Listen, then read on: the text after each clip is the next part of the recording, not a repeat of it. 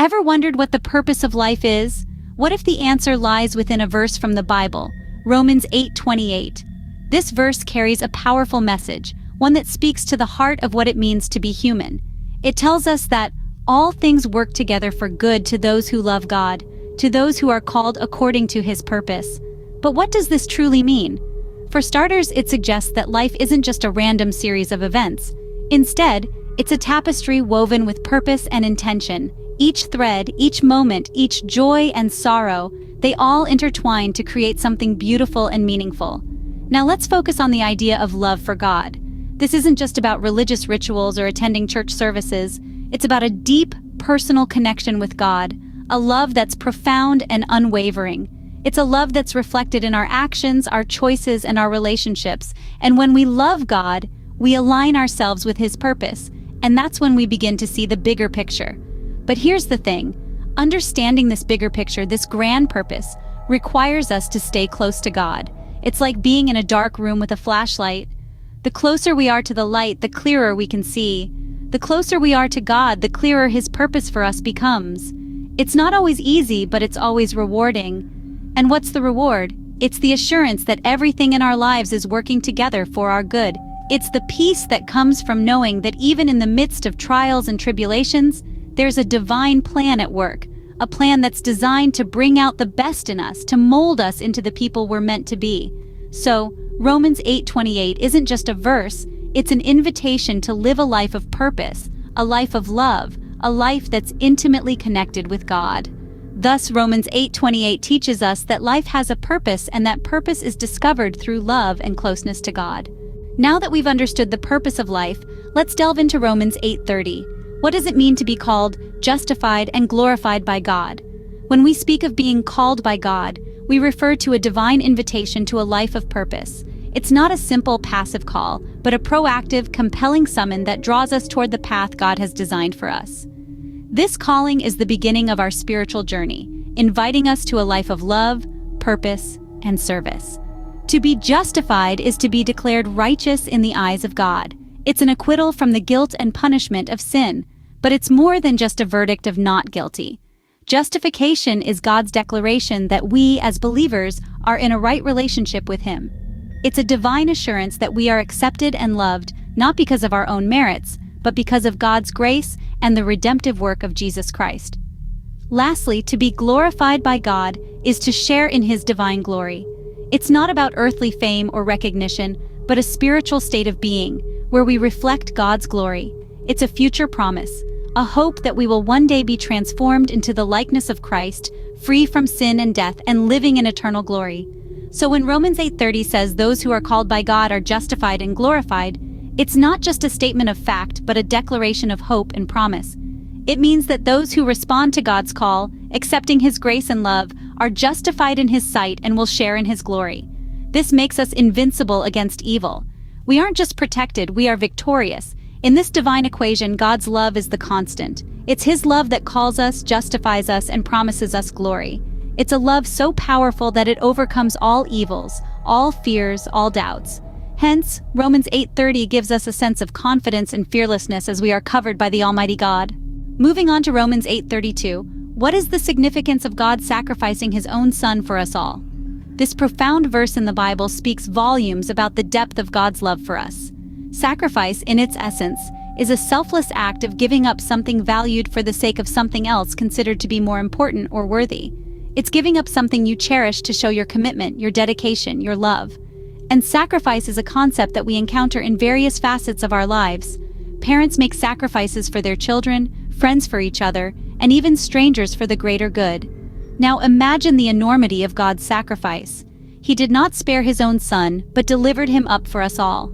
This is an ultimate demonstration of love, a love so vast and profound that it surpasses our human comprehension. God gave up what was most precious to Him, His only Son, Jesus Christ, for our salvation. This sacrifice is the cornerstone of the Christian faith. It's a testament to God's boundless love for humanity. God didn't just tell us He loved us, He showed us in the most profound way possible. And why? The verse continues, "How shall He not with Him also freely give us all things?" This is an assurance of God's endless generosity.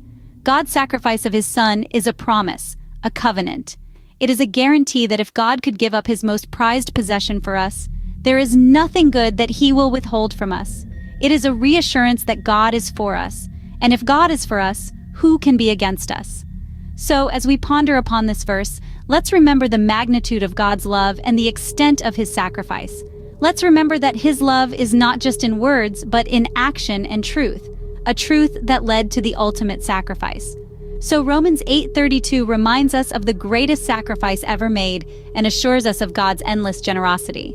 Having explored the profound meanings in Romans 8:28, 8:30, and 8:32, how can we summarize the essence of Romans 8?